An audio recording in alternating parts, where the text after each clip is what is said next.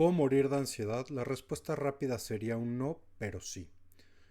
En este video te voy a explicar un poco de los mecanismos orgánicos de la ansiedad, entender un poquito cómo se origina a nivel teórico y a nivel clínico, y te voy a dar algunos recursos psicológicos para orientarte a poder ponerle pausa a este padecimiento y a poderlo curar de forma definitiva. Lo primero que hay que entender con la ansiedad es que es un proceso crónico.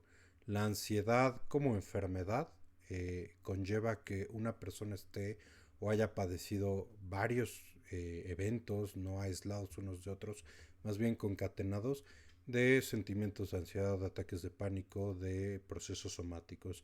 La ansiedad forma parte de un proceso somático, ¿no? La somatización es una parte de la medicina, es una parte de la psicología que se viene estudiando desde hace unos 80, tal vez un poquito menos, un poquito más de años, alrededor de 80 años, y que tiene que ver con cómo mi cuerpo está actuando frente a ciertas situaciones emocionales, ¿no? Obviamente también hay componentes de padecimientos como enfermedades, pueden ser heredados o adquiridos que también van a tener una respuesta somática. Vamos a apoyarnos primero de Balint en su libro El paciente en la enfermedad. En él nos dice que la enfermedad tiene procesos secundarios, es decir, que la enfermedad para cierto tipo de individuos puede crear una situación ideal, una situación vital a la cual a ciertos pacientes les conviene adaptarse. ¿Por qué? Bueno, porque hay gente, como lo diría él mismo, el propio Valenti, aquí lo voy a parafrasear, que debido a la gravedad de su deficiencia fundamental, es decir, herida narcisista o problema de autoestima grave, hallan la vida muy difícil. La vida representa un reto demasiado grande, demasiado doloroso, una montaña que hay que subir que puede ser completamente mmm, agresiva, perturbadora y en la que yo no me siento en condiciones de poderla manejar. Y entonces solo se obtienen escasas gratificaciones de la vida, muy parciales, ¿no? De pronto la amistad, de pronto salir a echar tragos con los amigos, de pronto ir a jugar fútbol con los cuates, meterme en la computadora y jugar videojuegos. Pero esas gratificaciones que son tan parciales y son tan chiquitas en relación a lo amplia que es la vida y la gama tan importante de gratificaciones que ésta nos puede ofrecer, que se encuentra realmente uno con la sensación de que la vida no vale para mucho, ¿no? Entonces a ellos la enfermedad les ofrece una oportunidad aceptable, porque estar enfermo es socialmente aceptable para retirarse y cuidar de sí mismos. ¿Esto quiere decir que son personas que están fingiendo? No, no, no, no. Esto se vive a un nivel muy profundo, a un nivel estructural. Hay tal deficiencia en el autoestima, en la capacidad de operar frente a la vida, que esto se vuelve algo francamente discapacitante. Y aquí vamos a entrar directo con Franz Alexander y su libro de medicina psicosomática. Hay que entender primero antes de entrar que este es el fondo, ¿no? De armario que propicia que haya ansiedad, que haya un acomodo en la enfermedad, que yo esté tendido sobre la enfermedad y que ésta me ofrezca una vía de escape a las dificultades de la vida. Entonces, el correlato es que la vida de ciertos individuos es tan difícil y ha tenido tanto dolor, tanto malestar, que la enfermedad ofrece un escenario adecuado, ¿no? Para estar. Ahora bien, lo que nos dice un poco Franz Alexander es que la historia de vida de cada uno de nosotros en realidad es un proceso psicosomático, ¿no? ¿Por qué nos dice esto? Bueno, es muy sencillo de entender, la vida se siente, entonces todo el tiempo estoy sintiendo, cuando me da el sol siento, cuando estoy cansado siento, cuando tengo sed siento, cuando estoy feliz siento. Entonces realmente psicosomática quiere decir que pues, hay una parte experiencial de la vida que se siente y que tiene una relación con lo corporal, con lo sensitivo, ¿no? Mi aparato sensitivo, además de todo lo neuronal, conlleva oír, escuchar, oler, ver, sentir. Entonces la vida se siente, ¿no? Y si la vida se ha sentido mal, somos seres bastante históricos, entonces seguramente repitamos un historial de malestar, ¿no? A la hora de desempeñarnos en nuestra cotidianidad. Ahora bien, respuestas vegetativas a estados emocionales. ¿Qué quiere decir esto? Quiere decir que si yo estoy enojado, voy a cambiar la disposición de mi cuerpo. Mis órganos van a funcionar diferente, mis hormonas van a funcionar diferente, mis tejidos van a funcionar diferente, mi cerebro va a funcionar diferente a nivel de estructura y a nivel de neurotransmisores. Y eso es por lo que la vida se siente, porque si yo estoy feliz, mis órganos van a funcionar de una manera. Si yo estoy triste, van a funcionar de otra. Si yo estoy ansioso, van a funcionar de otra. Entonces lo que nos está diciendo aquí Franz Alexander es que como nosotros estamos sintiendo, lo que busca un poquito nuestro sistema nervioso es tratar de estar en equilibrio, ¿no? Tampoco tener vivencias demasiado exageradas. Los extremos nunca son adecuados, ¿no? Si yo me siento muy triste, no es adecuado. Si yo me siento hiperexcitado, tampoco es adecuado, ¿no? Ambas situaciones me pueden llevar a malestares y a catástrofes. La depresión exagerada me puede llevar a no querer vivir. La excitación exagerada me puede llevar a querer tomar conductas de riesgo, ¿no? Y ponerme en riesgo, ¿no? Como muchas otras situaciones que nos pueden llevar a más enfermedades. Ahora bien, la función total del sistema nervioso, nos dice Franz, es la homeostasis, es decir, el equilibrio. Para eso el sistema nervioso es muy complejo, es muy inteligente, tenemos 1 millón de circuitos y lo que hace es que divide labores, ¿no? Entonces, ciertas partes del cerebro se encargan de ciertas cosas y ciertas otras se encargan de ciertas otras. Aquí viene una parte muy interesante que es que el sistema nervioso autónomo controla los asuntos del organismo, ¿no? El estómago, los pulmones, el corazón, los riñones, el hígado. A esos los llamaremos procesos vegetativos. Y la función del sistema nervioso autónomo se divide en dos partes. Está el sistema simpático y el sistema parasimpático. El sistema simpático se encarga de la regulación de las funciones vegetativas de los órganos con relación a las actividades externas. ¿Qué quiere decir esto? Que si externamente el contexto me está diciendo peligro, entonces yo voy a adecuar todos mis órganos para actuar con referencia al peligro. Esto quiere decir que si yo veo que de pronto está sonando la alerta sísmica, todo mi sistema nervioso, mi sistema orgánico, endocrino, todos los multisistemas e intersistemas del cuerpo van a cambiar, digamos, su proceso de funcionamiento para adecuarse a las necesidades. ¿Y esto qué es? Huir, luchar o congelarme, ¿no? Son los 3 tipos de respuestas que se pueden dar en el sistema nervioso. Ahora bien, veamos qué hace el sistema nervioso parasimpático. Digamos que esto es, si uno funciona, el otro se apaga. Y si el simpático funciona, el parasimpático se apaga. Si el parasimpático funciona, el simpático se apaga, ¿no? Son antagónicos, pero también están funcionando todo el tiempo. Se apagan, se prenden. Esto es de volada, ¿no? La división parasimpática del sistema autónomo tiene que ver más bien con los procesos de fortalecimiento, ¿no? Las personas que hagan ejercicio lo van a entender. Tiene que ver con los procesos anabólicos del cuerpo.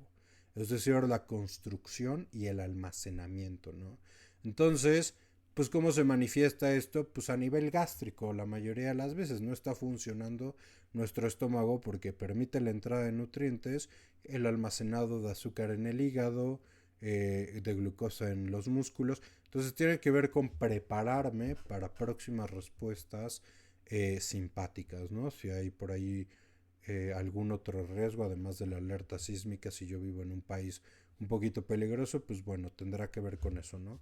Ahora bien, las alteraciones de estos sistemas, sobre todo del sistema nervioso simpático, o sea, el proceso de luchar, de congelarme o huir, son el resultado de no tener bien representado la capacidad asertiva, ¿no? Esto quiere decir, más que bien representado, bien desarrollada, ¿no? La capacidad de asertividad respecto a los estímulos hostiles, ¿no? Porque una alteración tiene que ver con que esto esté funcionando mal. Aquí se halla la ansiedad. O sea, si me preguntas qué es la ansiedad, pues es una alteración correspondiente a la activación del sistema nervioso simpático. Cuando yo tengo ansiedad, tengo una mala activación del sistema simpático, o sea, una alteración, ¿no? Y cuando yo tengo una alteración del sistema simpático, tengo ansiedad. Entonces, aquí está el correlato. ¿Por qué ocurre esto? Porque yo no tengo desarrollada la asertividad respecto a los impulsos hostiles, ¿no? ¿Qué quiere decir? Que yo tengo respuestas hostiles de lucha, huida y congelamiento de forma poco asertiva, es decir, puedo escuchar la música muy alta. Me ponían a alguien ahí en los comentarios que padece mucho de los vecinos que ponen la música muy alta. No es que la música muy alta sea nociva, la música muy alta en realidad pues sí puede ser un poco desagradable, sobre todo si te la ponen a las 3 de la mañana, pero en realidad no es nocivo. Pero como yo no tengo desarrollada esta capacidad de asertividad, de discernir qué estímulos son hostiles y cuáles no, entonces yo lo vivo hostilizante y entonces entro en una alteración de mi respuesta simpática, entiéndase ansiedad. Entonces, ¿por qué ocurre esto? Bueno, nos lo decía Valint al principio de este video, porque de alguna forma en la vida me ha resultado tan difícil, porque he tenido tantas dificultades, que de pronto ya no puedo, ¿no? Manejar la vida. Es una incapacidad para manejar la vida en muchos aspectos. Por eso, la gran importancia de la terapia es rehabilitar, lo que en psicoanálisis se conoce como el self, eh, que sería esta capacidad que yo tengo de ser suficiente, de actuar, de ser productivo, de tener asertividad en la vida, de tener metas, de tener expectativas, de tener objetivos. Es una capacidad, es la parte de la mente que me permite operar con adaptación, ¿no? Cuando esto falla por mi historia de vida, entonces vienen las respuestas alteradas. Ahora bien, también puedo tener respuestas alteradas del segundo grupo, o sea, el parasimpático, el de fortalecimiento, el anabólico. ¿Por qué se da esto? Bueno, tiene que ver con niños que vivieron mucha indefensión. Se sintieron muy indefensos ante la vida y entonces necesitan pedir ayuda, ¿no? Es un impulso a pedir ayuda, por así decirlo. No puedo, entonces necesito ayuda y necesito que me cuiden y necesito que me auxilien y necesito que me cuide mi mamá, ¿no? Si se quiere ver así de forma muy burda.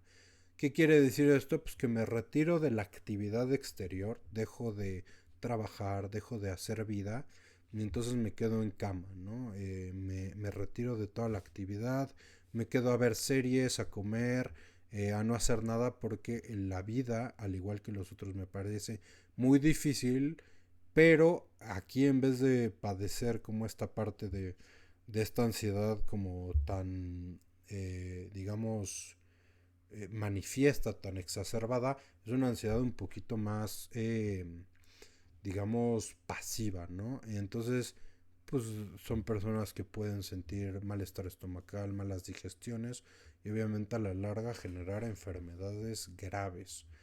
Ahora bien, esta es la parte importante y respondiendo a la pregunta del video. Hay una relación entre los mecanismos nerviosos, esto que ya vimos, y los mecanismos hormonales, ¿no? En condiciones crónicas, o sea, cuando esto se da por mucho tiempo, no estoy hablando de un año, estoy hablando de varios años, 10, 15, 20, 30 años, uno puede vivir con esto muchos años, las regulaciones hormonales empiezan a fallar, ¿no?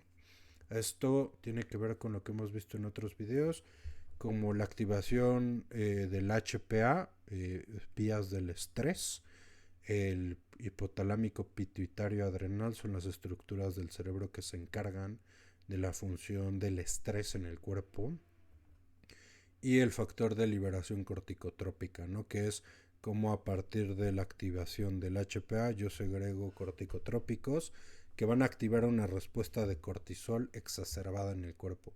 Y este cortisol en el cuerpo va a hacer cambios a nivel hormonal, va a generar muchos cambios a nivel fisiológico, cambios indeseables, sobre todo No se ocurren una vez o ocurren muy de pronto, pues de pronto es que está funcionando mi cuerpo de manera adecuada, ¿no? Si suena la alerta sísmica va a haber cortisol en el cuerpo, eso está dado, pero si yo tengo respuestas de activación de las vías del estrés como vimos ahorita, entonces va a significar que estoy teniendo esta alteración y los cambios los va a padecer mi cuerpo, ¿no? Esto se llama o está tipificado por Selye, Hans Selye, otro psicoanalista, como el síndrome de adaptación, ¿no? Entonces, ¿qué nos dice Hansel? Que la exposición a cualquier estímulo nocivo no específico, con intensidad suficiente, resulta en la liberación de metabolitos catabólicos en el tejido. ¿Qué quiere decir esto? Que si yo tengo estímulos nocivos no específicos, no una alerta sísmica, eso es muy específico.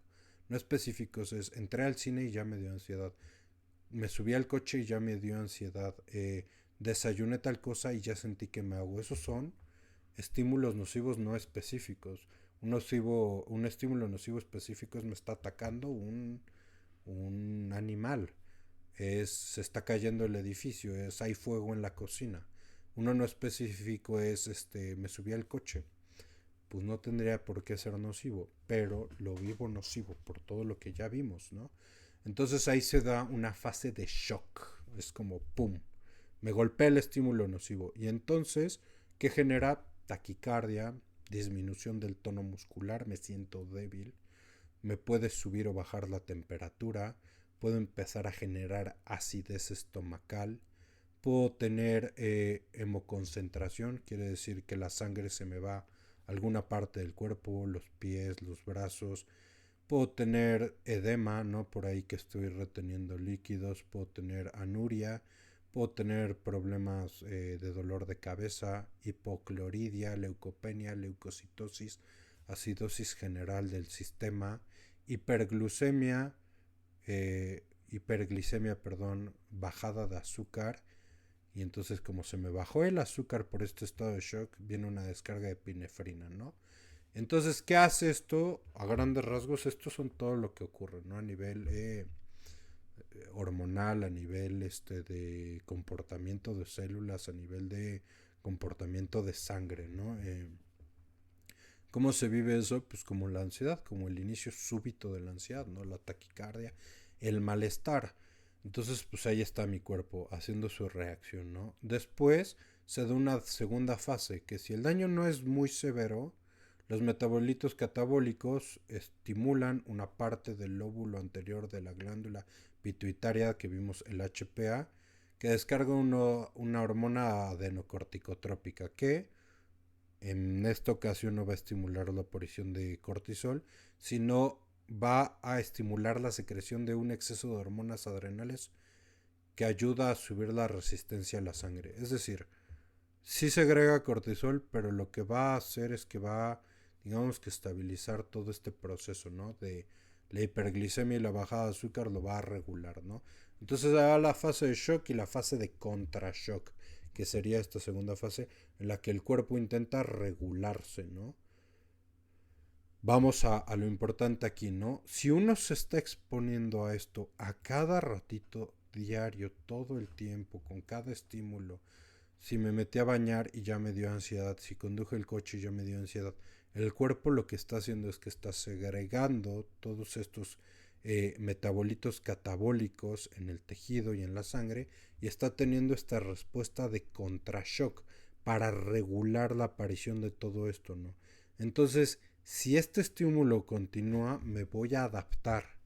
El cuerpo se adapta, el cuerpo aguanta vara, se adapta, pero le estoy pasando factura porque el tejido sufre, la acidez en el tejido genera que el tejido se empiece a degradar. Entonces, pues mi cuerpo está padeciendo esto. Puedo aguantar así muchos años, pero si esto se prolonga en el tiempo, va a llegar un punto en el que me voy a exhaustar, que sería la tercera fase de este síndrome de adaptación de Hansi-Selye, que sería mi cuerpo ya no puede con esto y entonces ahora sí hay un riesgo de muerte, ¿no? Porque cada vez me adapto peor a la fase de shock. y me va a llevar a sufrir un paro cardíaco o esto. Y con esto no te quiero decir, oye, te tienes que espantar y ya te vas a morir. Por supuesto que no. Se requieren muchos años y un muy mal manejo de la ansiedad para llegar a esto. La norma general es que uno pueda atender las situaciones de ansiedad mucho antes de que llegue esta situación. ¿Cómo? La respuesta está muy clara, venía aquí arriba. Todo esto tiene que ver con discernir los estímulos hostiles, saber qué sí es hostil y qué no es hostil, pero no a nivel de conciencia, no a nivel de yo ya sé que la música alta no es un estímulo, ¿no? No por saberlo significa que yo ya no lo vivo hostilmente. Tengo que analizarlo a un nivel muy profundo, tener un proceso también de adaptación al estímulo para que mi cuerpo ya no tenga esta reacción hostilizada frente a dicho estímulo.